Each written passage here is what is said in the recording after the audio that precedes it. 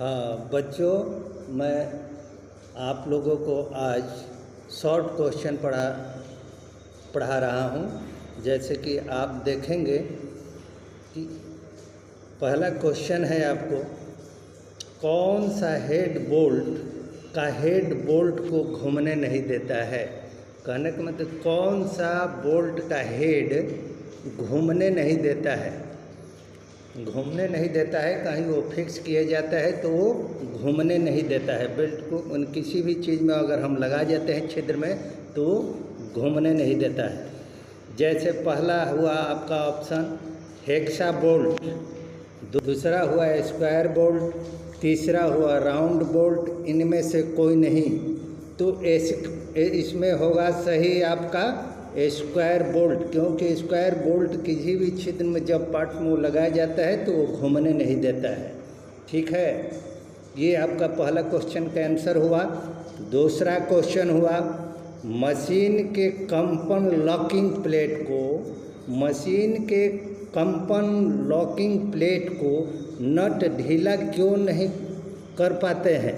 नट माने मशीन के कंपन लॉकिंग प्लेट को नट ढीला नहीं कर पाते हैं, क्यों? इसका अर्थ जिसमें जैसे पहला हुआ आपका क्वेश्चन आंसर, जैसे कि 4 ऑप्शन दिए गए हैं। चारों ऑप्शन में देखिए, इसमें नट के प्लेट के ऊपर होते हैं, नट प्लेट के ऊपर होते हैं, ये आपका पहला ऑप्शन हुआ। दूसरा ऑप्शन हुआ नट प्लेट के मध्य में होते हैं।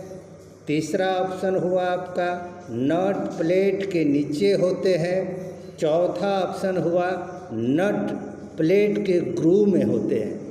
अब देखिए, इसमें नट जो है प्लेट के ग्रूव में होते हैं, तो ये इसीलिए ग्रूव वाला ये वाला क्वेश्चन जो है आपका चौथा, जब ग्रूव में बोल्ट होंगे तभी नहीं घूमने देंगे, ढीला नहीं होने देता है। जब ग्रूव में रहेगा तब, और बाकी प्लेट जो है ये लॉकिंग प्लेट को ऊपर ये घूम सकते हैं, जितने भी नट हैं ये वो घूम सकते हैं, लेकिन ग्रूव में रहेगा, स्लॉट के अंदर रहेगा, कहीं से घूमने का उसका हेड का घूमने का चांस नहीं रहता है, तभी वो नहीं घूम पाता है। जैसे ग्रूव में है, एक स्लॉट में है, ग्रूव में जिसका ग्रूव कटा हुआ है उसी में इसको फिक्स कर दिया जाता है। फिक्स करने के बाद वो घूमेगा नहीं। और हो गया ये आपका, ये इसका हो गया चौथा क्वेश्चन, नट प्लेट के ग्रूव में होते हैं, ये देखिए।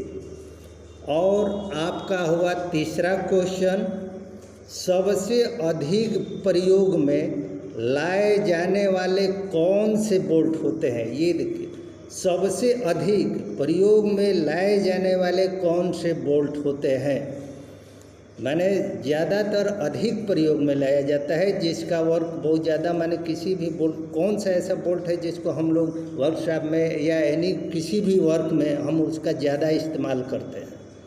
तो इसमें हुआ पहला में आपका स्क्वायर बोल्ट, दूसरा हुआ हेक्सागन बोल्ट, तीसरा में हुआ राउंड बोल्ट, चौथा में हुआ टेपर बोल्ट। तो इसमें आप लगाएंगे हेक्सागनल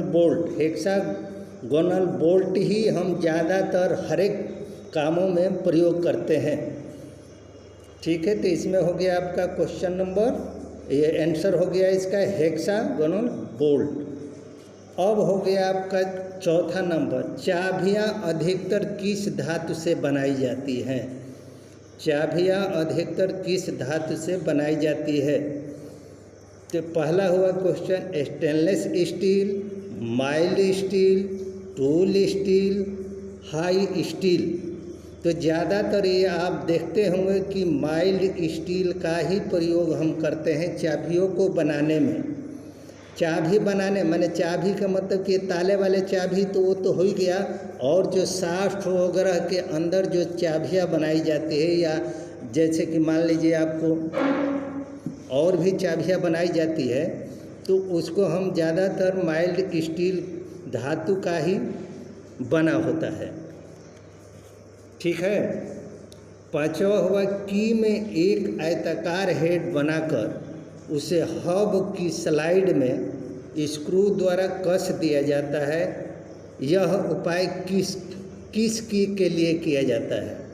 अब देखिए इसमें की, तो की आप कभी आप देखे होंगे कि की जैसे कि माने साफ्ट हुआ, बेरिंग हुआ, आपका बेरिंग हुआ, आपका ये क्या बोलते हैं व्हील वगैरह हुआ, इन सबों में आपको कहीं भी देखेंगे कि की शाफ्ट, माने शाफ्ट के अंदर देखे होंगे कि इतना बड़ा एक होता है की, जो कि इतना बड़ा की होता है और उसमें स्लॉट कटा होता है, उसी स्लॉट में इसको लगा दिया जाता है। और ऊपर से मान लें कि आपका हो गया बेरिंग वगैरह या गियर वगैरह या पुल्ली वगैरह, पुल्ली भी वो दोनों के संपर्क में आता है ताकि वो शाफ्ट के साथ ही साथ वो घूमता है। ठीक है, तो इसमें हुआ कि की, तो ये बोला कि की में एक आयताकार हेड बनाकर उसे हब की साइड में स्क्रू द्वारा कस दिया जाता है। यह उपाय किस की के लिए किया जाता है। तो पहला हुआ फैदर की, दूसरा हुआ संग की, तीसरा हुआ टेपर की और डी हुआ सैडल की। तो इसमें ज़्यादा हम प्रयोग में लाते हैं फैदर की का। फैदर की ही एक ऐसा की है जो कि ये शाफ्टों के अंदर या शाफ्ट के अंदर या बेरिंग या गियर या पुली को एक साथ एक सिद्ध में जोड़ता है, ये फैदर की, और तब उसको हम ड्राइव कराते हैं। तो इसमें हो गया आपका फैदर की। और संग की का प्रयोग कहाँ किया जाता है, और ये देखिए संग की का प्रयोग कहाँ किया जाता है। तो इसमें ऑप्शन आपको दिया गया है शाफ्ट पर, हब पर, शाफ्ट और हब पर, इनमें से कोई नहीं। तो ज़्यादातर संग की का प्रयोग हम शाफ्ट और हब के बीच में करते हैं। हब और शाफ्ट, ऊपर से जो शाफ्ट उसका होता है, शाफ्ट जो घूमता है उसके साथ, उसी के साथ मान लीजिए एक ये आपका पूरा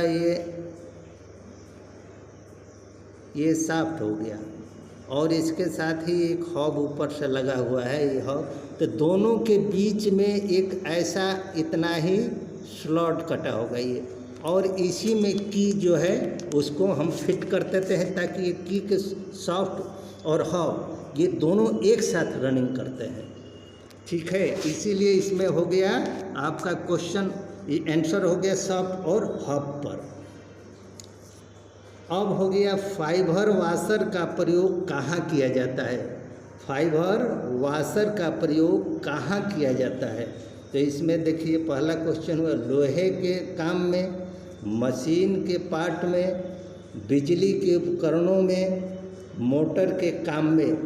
तो इसमें से ये तो लोहे के काम में तो हो नहीं सकता फाइबर का काम, मशीन के पार्टों में भी फाइबर का प्रयोग नहीं होता है, मोटर के काम में भी उस तरह का फाइबर की ज़रूरत नहीं पड़ती है। तब ये हुआ हम किसमें, बिजली के उपकरणों में इसका ज़्यादातर हम प्रयोग करते हैं। फाइबर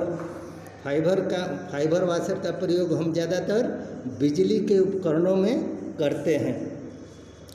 8वां क्वेश्चन हुआ आपका हेक्सागोनल सॉकेट स्क्रू को किस टूल द्वारा ऑपरेट किया जाता है। ये क्वेश्चन आप बहुत मार्केबल है, आप ऑब्जेक्टिव टाइप में आप लोग इसको पढ़ते रहिए और देखते रहिए। हेक्सागोनल सॉकेट स्क्रू को किस टूल द्वारा ऑपरेट किया जाता है। अब तो देखिए हेक्सागोनल सॉकेट स्क्रू जहाँ आपका सॉकेट वगैरह रहता है, ज़्यादातर उसमें हम एलन की का ही प्रयोग करते हैं।